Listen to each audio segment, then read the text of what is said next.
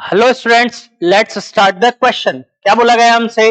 The general formula of polythionate ion is Sn+2O6 -2 if average oxidation state of S atom in any polythionate ion is equal to the bond order of SO bond, then calculate the value of N for the corresponding polythionate ion। तो इसमें concept जो use हुआ है वो use हुआ है कौन सा? वो यूज हुआ है हमारा कौन सा? स्ट्रक्चर का। कौन सा कॉन्सेप्ट यूज हुआ है हमारा? स्ट्रक्चर का। सेकंड जो कॉन्सेप्ट यूज हुआ है वो कौन सा यूज हुआ है? यहां पर बॉन्ड ऑर्डर का कॉन्सेप्ट यूज हुआ है। सेकंड कौन सा कॉन्सेप्ट यूज हुआ है बच्चों?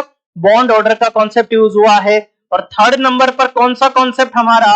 एवरेज ऑक्सीडेशन स्टेट का कॉन्सेप्ट यूज हुआ। कौन सा कॉन्सेप्ट? एवरेज ऑक्सीडेशन स्टेट जो है उसका कॉन्सेप्ट यहां पर यूज हुआ है।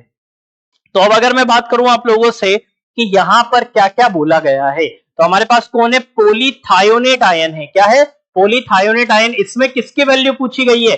एन की वैल्यू पूछी गई है। तो पोलीथायोनेट आयन में क्या होता है कि यहां पर जो सल्फर होता है उससे कौन कौन कनेक्टेड होते हैं? तो स्ट्रक्चर हम देख लेते हैं।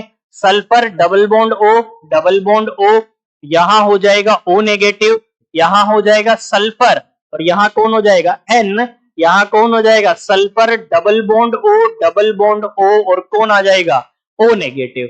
तो हमारे ऑक्सीजन कितने होते हैं? 6 होते हैं। ये जो N है ये कौन से हमारे? ये हो जाएंगे हमारे ब्रिजिंग सल्फर, जिन पर चार्ज कितना होता है? 0 चार्ज होता है। चार्ज कितना होता है? 0। क्यों? क्योंकि इनका हाइब्रिडेशन क्या होता है? सेम होता है, sp3। इसके जैसे जैसे ये हमारे टर्मिनल सल्फर है, इनका भी क्या होता है? sp3। जबकि इन पर चार्ज कितना होता है? +5। इस पर भी चार्ज कितना होता है? +5 होता है। तो अगर मैं यहां पर एवरेज ऑक्सीडेशन स्टेट निकालू तो कितनी आएगी? वो आ जाएगी कितनी? 10 डिवाइडेड बाई, ये हमारे 2 है और ये n है, तो कितनी आ जाएगी? n+2 आ जाएगी। कितनी आ जाएगी? 10 डिवाइडेड बाई n+2 हमारी क्या आ जाएगी? एवरेज ऑक्सीडेशन स्टेट आ जाएगी। और अगर मैं यहां पर सल्फर ऑक्सीजन का बॉन्ड ऑर्डर निकालू, सल्फर ऑक्सीजन का बॉन्ड ऑर्डर निकालू, तो यहां सल्फर और ऑक्सीजन में आपने देख रहे हो कि रेजोनेंस है, यहां भी रेजोनेंस है, बट आपस में रेजोनेंस नहीं है। तो यहां पर कितना बॉन्ड ऑर्डर आ जाएगा निकल कर?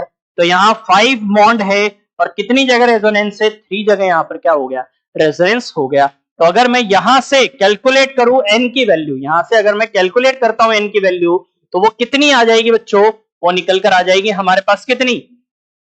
वो आ जाएगी हमारे पास n+2 इज इक्वल टू कितनी आ जाएगी? 6। तो n इज इक्वल टू कितना आ जाएगा?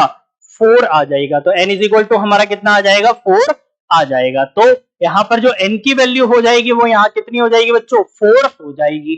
तो आई होप जो यहां पर ये मल्टी कॉन्सेप्ट क्वेश्चन था कि आप लोगों को इजी वे में समझ आ गया होगा।